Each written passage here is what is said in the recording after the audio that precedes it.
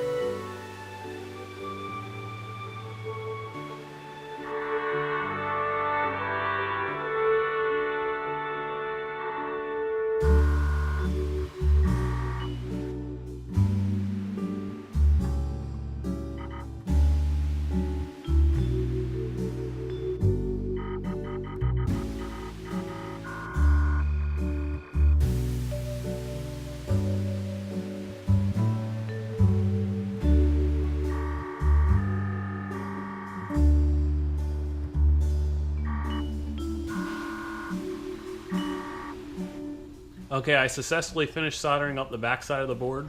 One thing I forgot to mention before I started soldering is because you had to solder the back side of the board first before you place it down, you got to remove your power wires from your ESCs, solder them to the back side of the board, and then once we go back into the frame, then we can solder the power wires to the ESCs.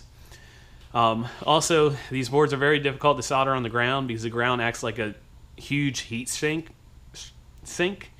So, especially for these power wires, I had to go and raise my temperature up to 720. I usually solder at 680.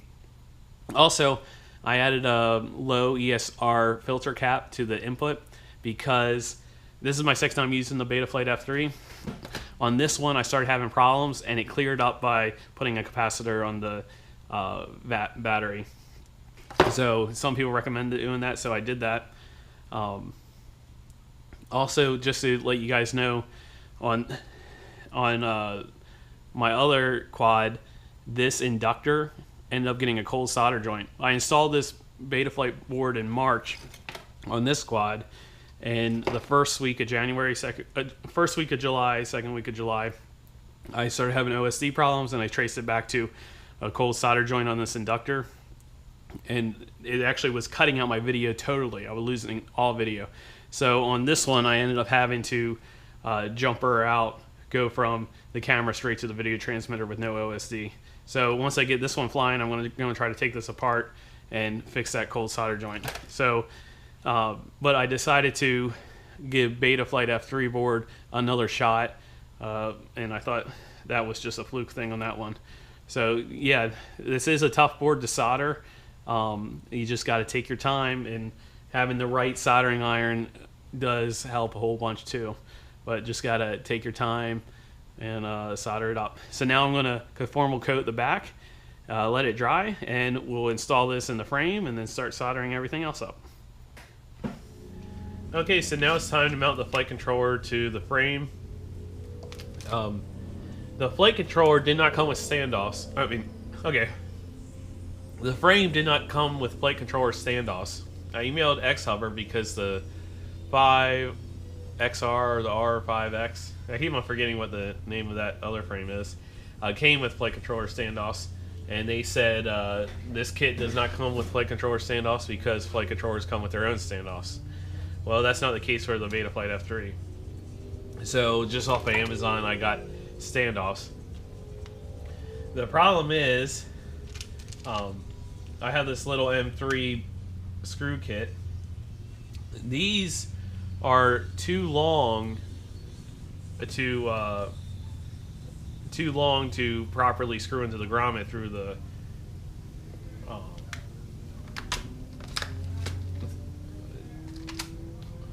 frame.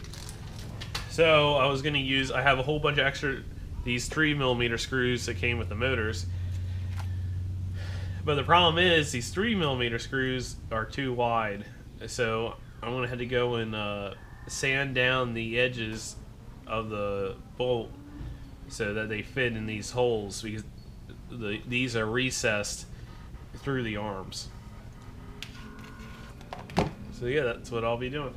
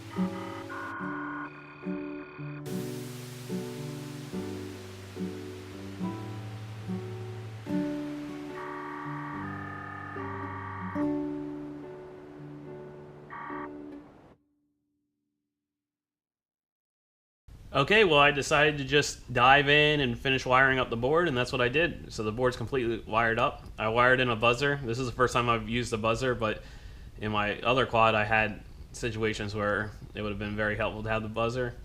I wired up the